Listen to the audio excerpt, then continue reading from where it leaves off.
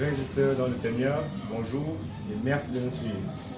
En cette veille de la célébration de la Pâque édition 2020, nous sommes allés à la rencontre du révérend Vondor Théodore, modérateur de la paroisse Marie-Roquet-La Grâce de Douala de l'église presbytérienne camerounaise pour un entretien sur le thème La Pâque dans le confinement, à qui la victoire?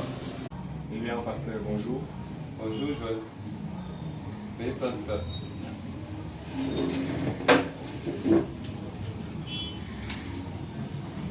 Merci de vous être rendu disponible pour cet entretien sur le thème Pâques dans le confinement, à qui la victoire?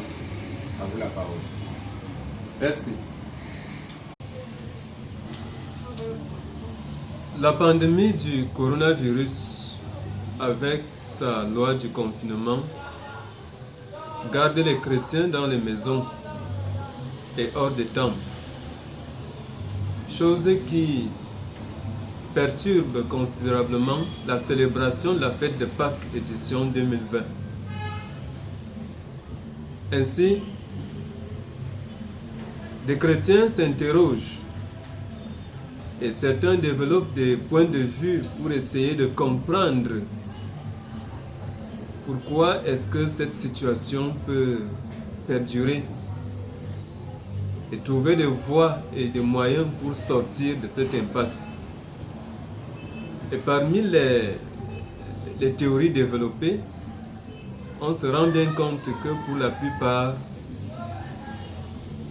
le confinement qui ne permet pas au peuple de Dieu de célébrer normalement la fête de Pâques semble sonner dans leur oreille comme étant une défaite de la puissance divine. Tout se passe comme si le malin l'emporte sur l'autorité suprême de Dieu. Ainsi, la thématique construite autour de la question fondamentale, celle de savoir à qui la victoire au sujet de cette célébration de Pâques 2020 dans le confinement, arrive à point nommé pour essayer de répondre à toutes les questions que se posent les chrétiens. Et pour y parvenir, une démarche naturelle nous est imposée. Celle-ci consiste à rechercher la fête de Pâques dans ses origines les plus anciennes et à voir son évolution au fil du temps, au cours de l'histoire du peuple élu et de l'histoire du peuple chrétien du monde entier, jusqu'au jour d'aujourd'hui. Il faut commencer par relever que tout bon juif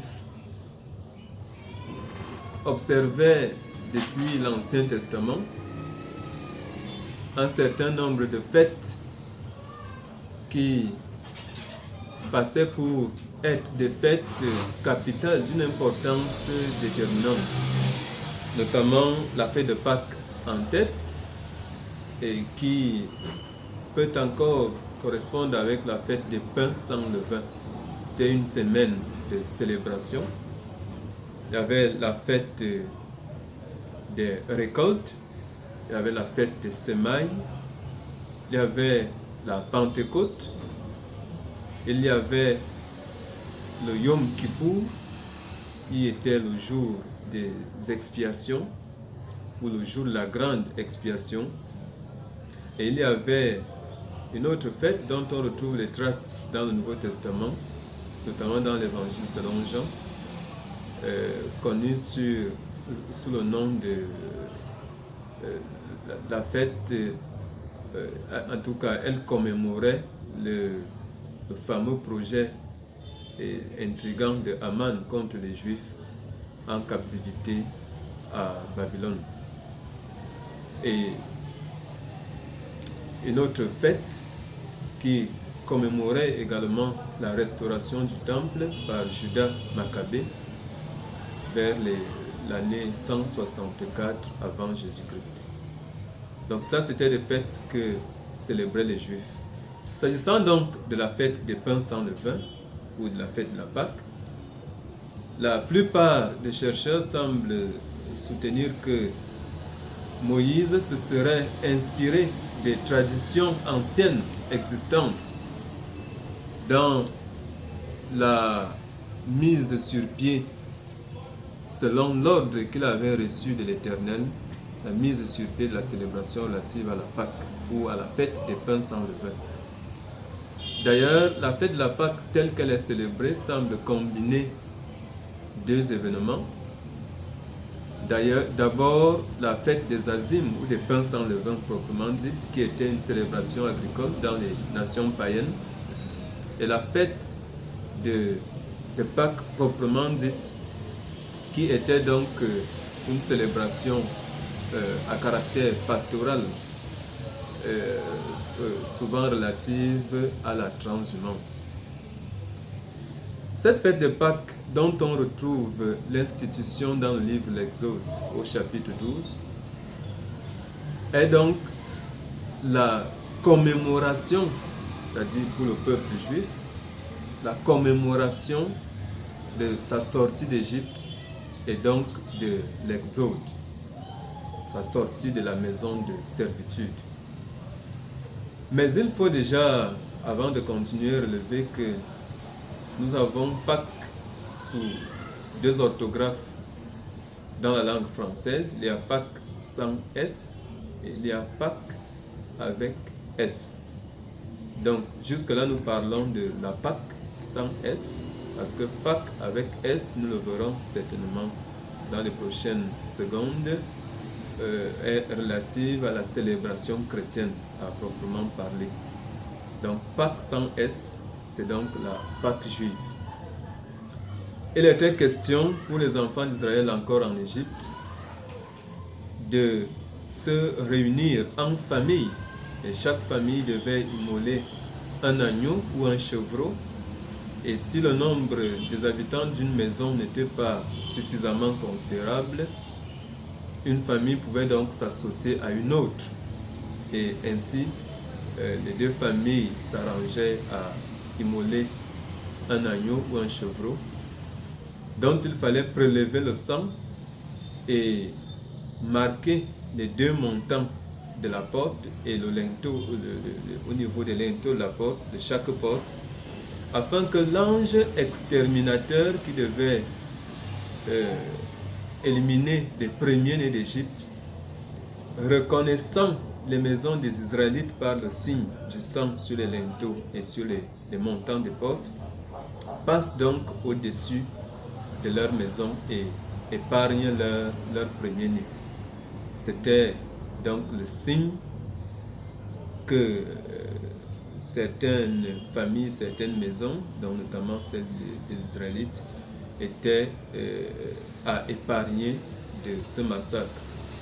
Et donc, l'agneau qui était immolé, ou le chevreau qui était immolé, devait être cuit, rôti au feu, avec l'intérieur, et le repas était accompagné des pains non levés.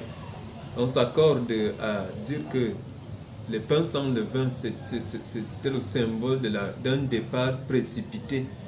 Donc, on a un peu rompu avec les habitudes normales dans la confection du pain avec la levure. On a fait des pains sans levain parce que on pourrait comprendre par là ready to go, prêt à partir.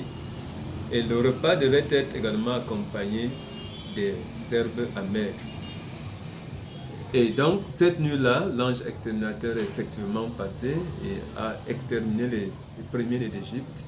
Et ce qui a poussé Pharaon, le roi d'Égypte, à chasser nuitamment les enfants d'Israël, à leur donner la licence, l'autorisation qu'ils avaient sollicitée pour aller offrir des sacrifices au Seigneur et aller justement dans leur pays en terre promise.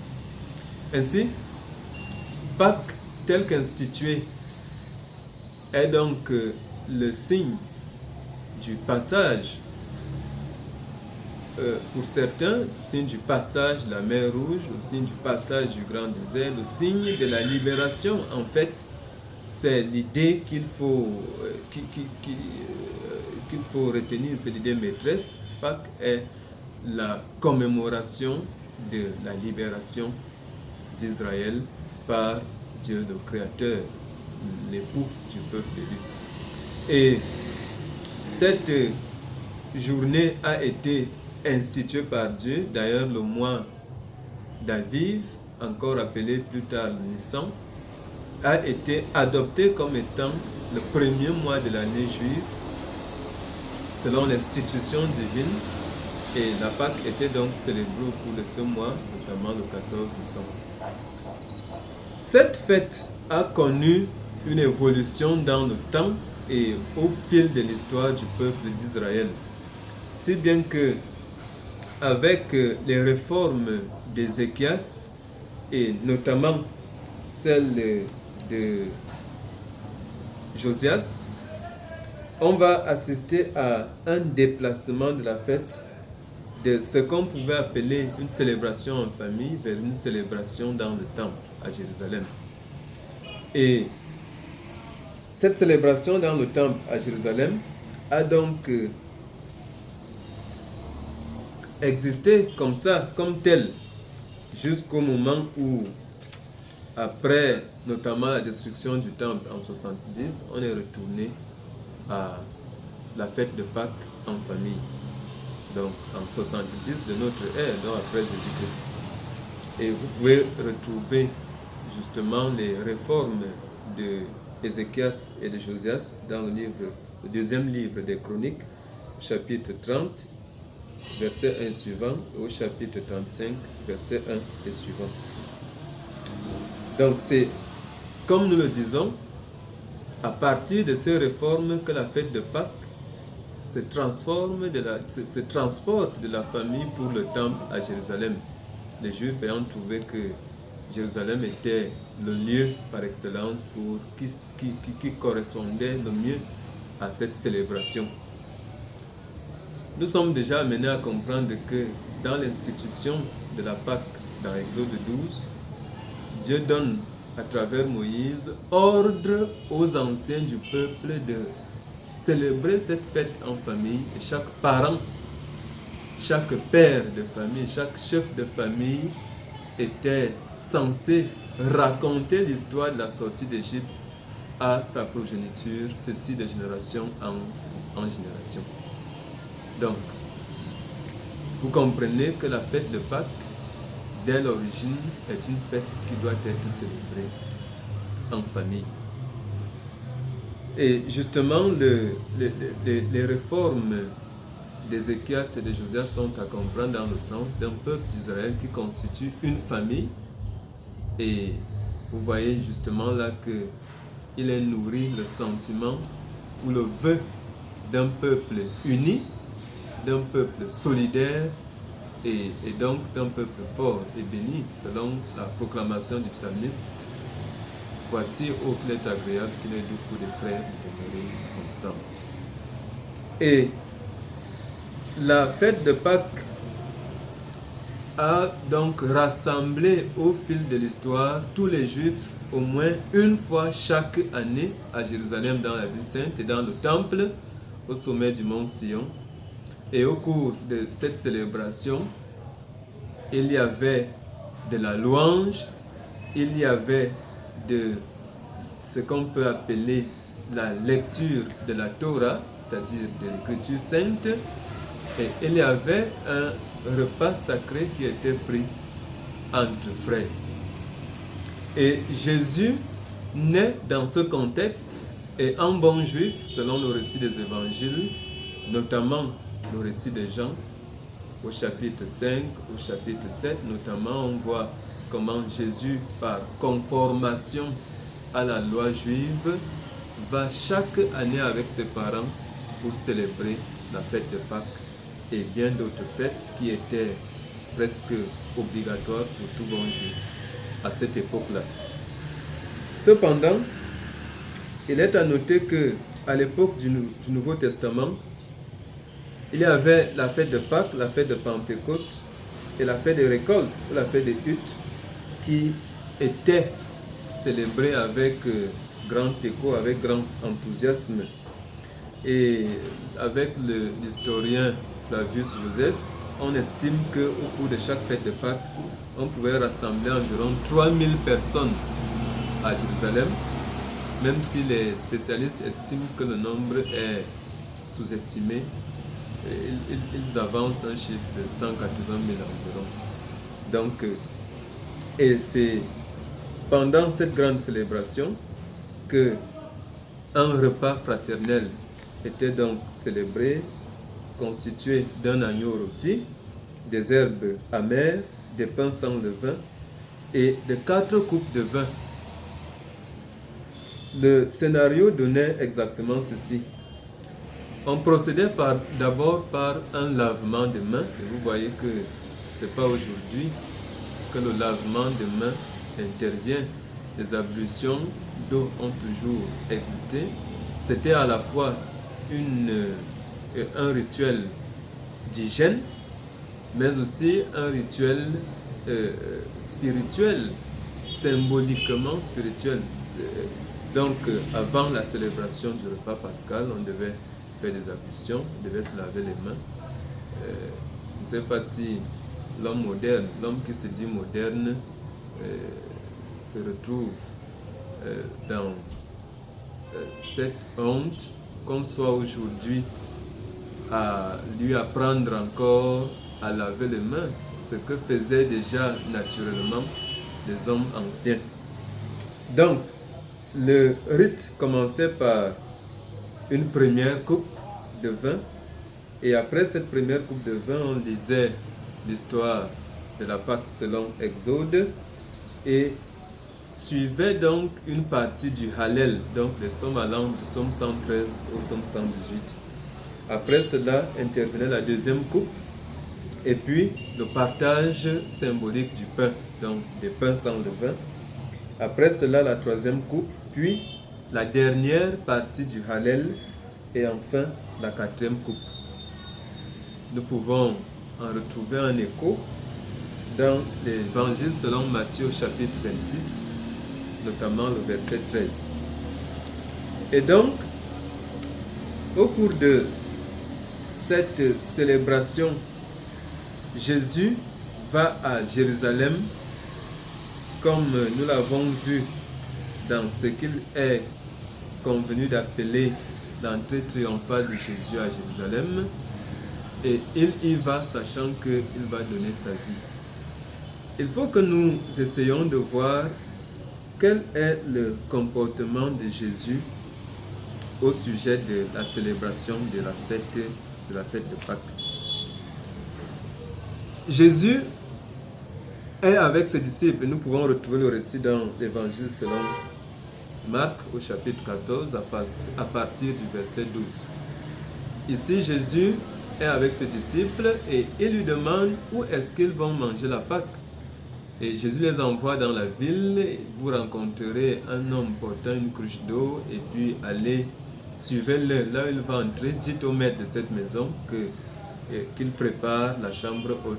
Et c'est là que nous allons manger, nous allons immoler notre Pâque. Donc Jésus s'est conformé au rituel de la Pâque, mais nous voyons déjà qu'il est hors du temple. Il célèbre le repas pascal avec les disciples dans une maison, dans la chambre haute d'une maison qu'il avait indiquée à ses disciples à travers un signe. Vous pouvez bien lire ce récit dans Marc chapitre 14, verset 12 et suivant. Ainsi, la Pâque avec Jésus est déjà en train de sortir du temple, en quelque sorte, pour retourner dans la maison. Jésus est donc plus proche de l'enseignement ou alors de l'institution de la Pâque selon le récit de l'Exode. Et il y va avec ses disciples, et dans son repas, nous voyons il y a du pain sans levain, il y a du vin, et les évangélistes et même le récit de l'apôtre Paul, c'est-à-dire la retransmission de l'apôtre Paul dans le livre de la première épître aux Corinthiens chapitre 11, ne montre pas la présence d'autre chose en dehors de ces deux éléments. Et ce sont ces deux éléments que Jésus a présentés et donnés à ses disciples. Le pain, symbolisant son corps, il dit « Ceci est mon corps, prenez et mangez-en tous ». Et le vin, symbolisant son sang, il dit « Ceci est le sang de la nouvelle alliance, prenez et buvez-en tous, faites ceci en mémoire de moi ». Ainsi, la célébration pascale de Jésus avec ses disciples vient restaurer ce qu'aura été la célébration pascale depuis l'Ancien Testament. Cette célébration pascale vient donc réactualiser la Pâque et elle vient, cette célébration, donner à la Pâque une nouvelle orientation, une nouvelle définition, un nouveau contenu. Le repas du Christ, tel que nous le retransmettent les évangiles et les écrits du Nouveau Testament, fait donc de Jésus l'agneau de Dieu qui ôte le péché du monde, selon Jean chapitre 1, verset 29, ou encore Christ devient notre Pâque, tel que le dit l'apôtre Paul dans 1 Corinthiens chapitre 5, verset 7. Vous voyez très bien que dans la Pâque juive, seuls les Israélites, donc les Juifs eux-mêmes, et ceux qu'ils appelaient les prosélytes, devaient y prendre part. Alors que dans la Pâque chrétienne, Christ ouvre la possibilité à tous ses disciples de pouvoir prendre part à ses souffrances à travers le corps brisé pour nous et le sang versé sur la croix pour nous. Mais la Pâque chrétienne, P-A, accent circonflexe, C-Q-U-E-S, est plutôt quelque chose de plus dense et de plus intense que cela.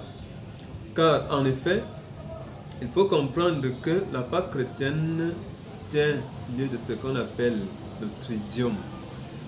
Et les trois principaux jours, c'est le jeudi saint, le vendredi saint et le dimanche. Pourquoi le jeudi saint? Parce que c'est le jour où Jésus a institué l'Eucharistie, la Sainte Seine, et c'est ce jour que Jésus lui-même a célébré la Pâque avec ses disciples. Et quand nous lisons dans l'évangile selon Jean chapitre 13, nous voyons également que Jésus, dans sa célébration, avait pris le soin de laver les pieds aux disciples. Donc, il n'a pas rompu avec les ablutions qui étaient instituées dans l'Ancien Testament. Et le vendredi saint, c'est le jour où Jésus a donné sa vie sur la croix, donc le jour de l'accomplissement du sacrifice suprême et ultime qui donne la vie aux chrétiens et à tout homme qui reconnaît et confesse le Christ Jésus comme son Seigneur et son Sauveur.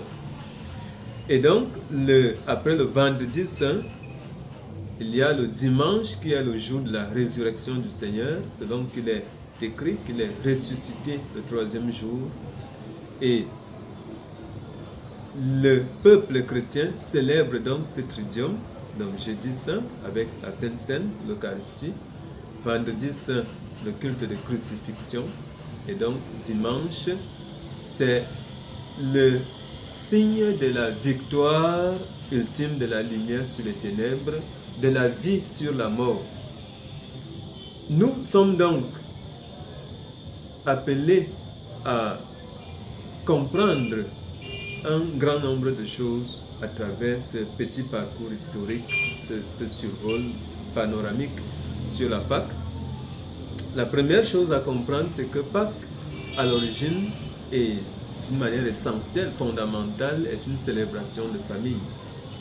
Ainsi que nous soyons appelés à célébrer Pâques en famille, en dehors du temple, cela n'est nullement une défaite de la puissance divine, mais plutôt une victoire de Dieu. Et cela est un appel aux familles et aux chefs de famille. Il faut qu'ils apprennent à jouer pleinement leur rôle, les chefs de famille. Dans l'institution de la Pâque, il est donné comme une recommandation aux chefs de famille de raconter, de rappeler l'histoire de la Pâque à leurs enfants de génération en génération. Donc il faut que les chefs de famille jouent leur rôle qui est essentiel dans l'éducation chrétienne des jeunes générations. Et c'est fondamental. La deuxième chose, c'est que il faut comprendre que dans le déroulement des événements de la Pâque, notamment le jour de la crucifixion, il s'est passé quelque chose, c'est que de la 3e heure, là j'utilise la terminologie juive, la chronologie juive, la 3e heure à la 6e heure, il y a eu des ténèbres sur toute la terre. Et on transpose, donc on peut dire de 15h à 18h, il y a eu 3 heures de ténèbres sur toute la terre, au moment où Jésus donnait son âme au Père. Et ces ténèbres sont un peu le signe de la prétendue victoire justement des puissances des ténèbres sur la lumière, sur la vie. Et pourtant, il a bien fallu qu'il y ait ce moment de ténèbres pour que la lumière qui va jaillir 3 jours après, avec la résurrection de notre Seigneur d'entre les morts, que la victoire ultime du Seigneur soit donc manifeste, reconnue et bien visible. Ainsi, si la menace du Covid-19 vient nous retirer, vient nous sortir des temples pour un temps, il ne faut pas comprendre cela comme une défaite. C'est une manifestation de l'adversité, c'est une manifestation de la difficulté, c'est une tribulation, c'est une persécution, c'est une épreuve.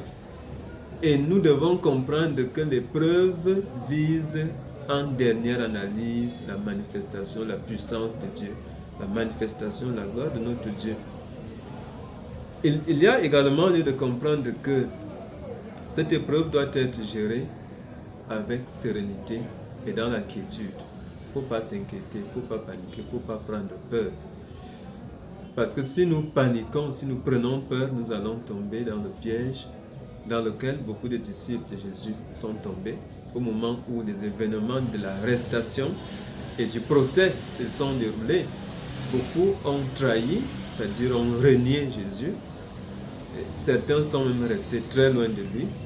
Donc, il faut que nous comprenions que même hors du temple, nous devons cultiver une relation d'intimité profonde avec Jésus qui vient donner sa vie pour nous. Il faut vivre ce mystère dans le secret de la foi, dans le secret de notre cœur.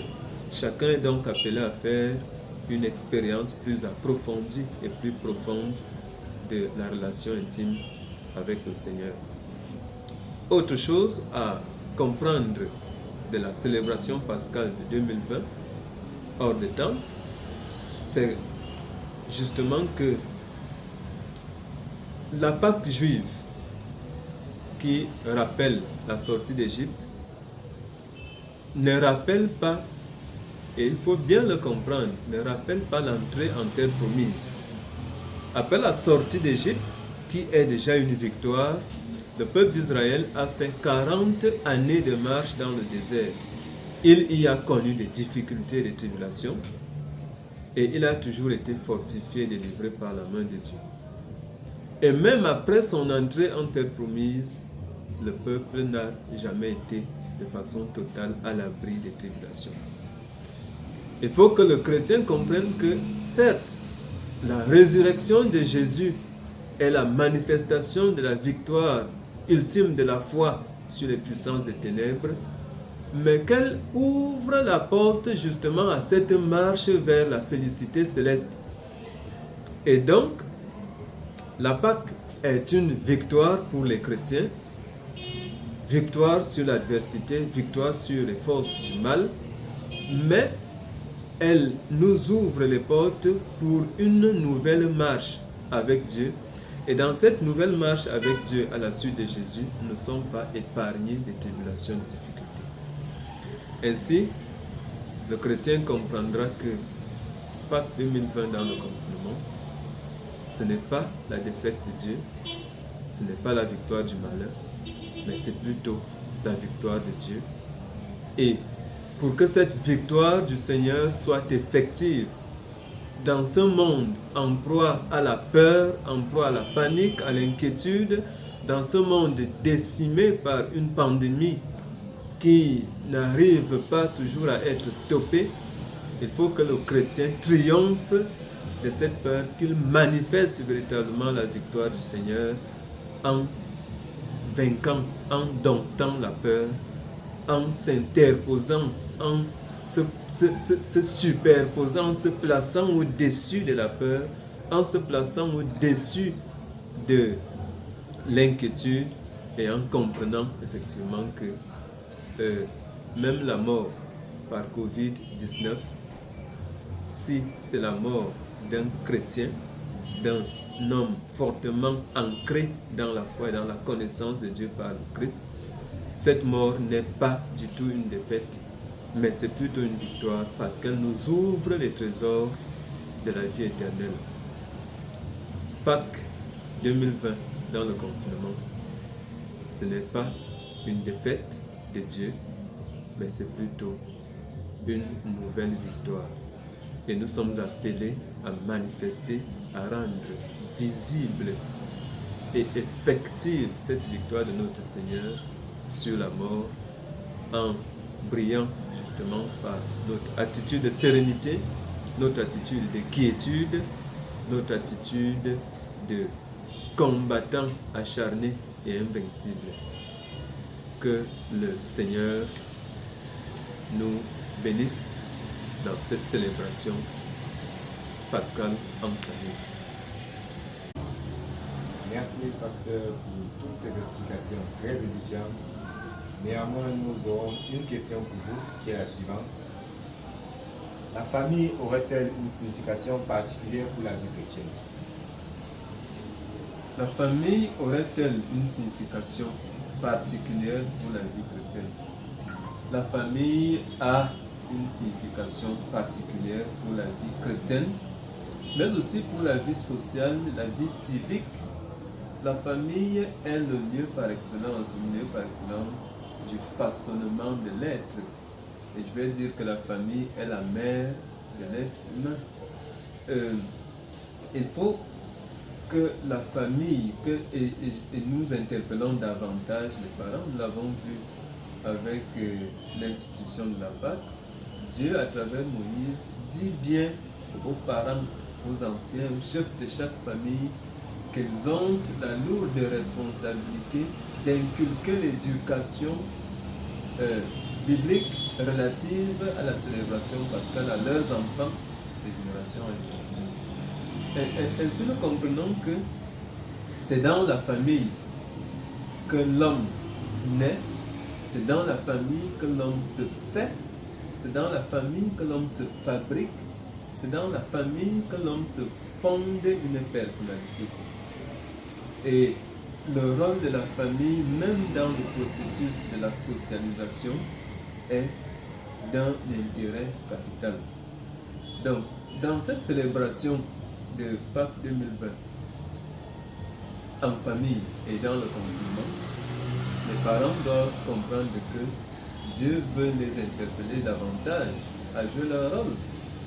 Autrement dit, l'éducation chrétienne, l'éducation civique, l'éducation, c'est-à-dire le processus de socialisation fait appel à l'intervention des parents. L'éducation chrétienne n'est pas la seule affaire des évêques, des prêtres, des pasteurs. L'éducation chrétienne est une affaire de tous. Et il faut également, ça m'inspire une autre lecture même du contexte dans lequel nous vivons. Les célébrations, et ça les prophètes l'ont toujours dénoncé dans l'Ancien Testament, le caractère un peu superficiel, formel et vide de profondeur des grandes célébrations qui avaient souvent cours à Jérusalem, notamment dans le temple. Vous pouvez en retrouver des cours dans la prédication d'Ésaïe, la prophétie d'Ésaïe au chapitre 1er, à partir du verset 10e. Et la même ferveur retentit à travers la prédication d'Amos et même d'Osée. Là, le Seigneur dit, je n'ai rien à faire avec vos nouvelles lunes, vous faites-me sans ta charge, je ne veux même pas de vos offrandes, parce que je n'ai pu voir le crime s'associer à la solennité. Il faut comprendre que nous sommes appelés en tant que famille, cellule de base de toute société, à jouer pleinement notre rôle dans l'éducation de la jeune génération, l'éducation chrétienne, l'éducation civique, l'éducation sociale, pour former l'homme, le type d'homme idéal, l'idéal type qui fera sortir le Cameroun, sortir l'Afrique de ce qu'on a souvent appelé le sous-développement, sortir le monde de la criminalité, du banditisme, du terrorisme et de tous les maux dans lesquels le monde sombre aujourd'hui.